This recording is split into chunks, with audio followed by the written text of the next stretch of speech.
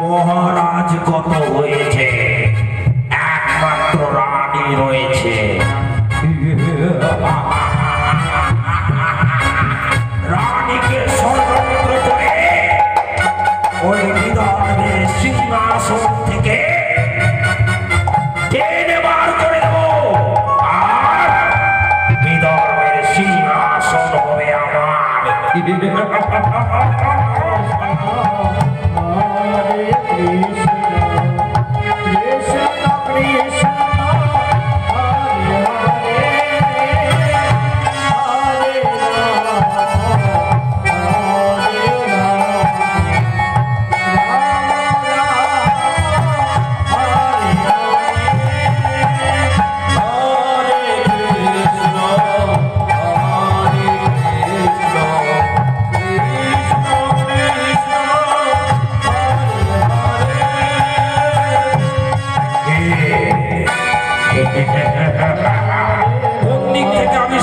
শুনতে পাই কে যেন কৃষ্ণ নাম করছে বিদর্ভে।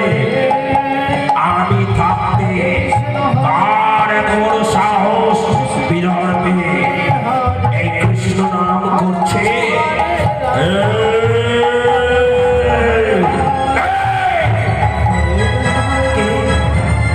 কে আপনি?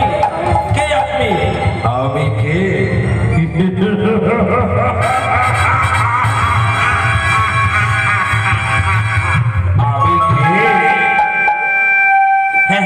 বলুন আপনি কে? আপনি আমার এই হরিনামে এভাবে বাধা দিচ্ছেন?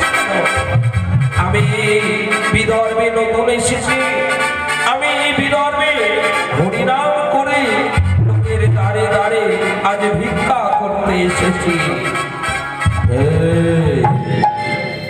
আমি কে জানার তোর প্রয়োজন নেই, তবে তোর মুখে যে হরিনাম, সে হরিনাম তোকে বন্ধ করতে হবে।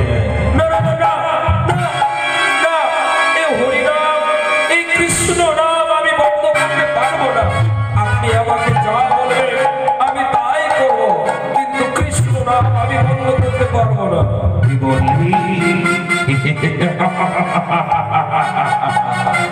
এই সেনাপতি কিন্তু ছেলের সামনে তার মুখের উপরে কথা বলিস? এত বড় তোর স্পর্ধা! তবে রে শয়তান, হরিনাম বন্ধ করবি কি না? না না না না, আমি হরিনাম বন্ধ করতে পারবো না। আমি আমার এই প্রাণ চলে গেলেও আমি হরিনাম, আমি কৃষ্ণ নাম বন্ধ করতে পারবো না।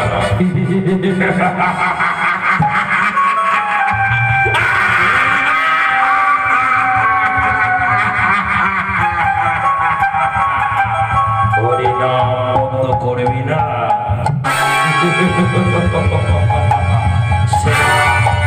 সেনাপতি কিন্তু ছেলের নাম এই বিদর্ভের মধ্যে যদি কেউ শুনে নেয়, সবাই রাস্তা থেকে পালিয়ে নিজের ঘরে ঢুকে দরজা বন্ধ করে দেয়। আর তুই সেনাপতি বিদ্যুৎ সামনে দাঁড়িয়ে বলছিস হরিনাম বন্ধ করবি না? তোর শয়তান, সহ্য করে চাবুকের আঘাত দেখবো তুই কতক্ষণ তুই হরিনাম করতে পারিস। আমার যদি প্রাণ চলে যায় তবু আমি হরিনাম বন্ধ করতে পারবো।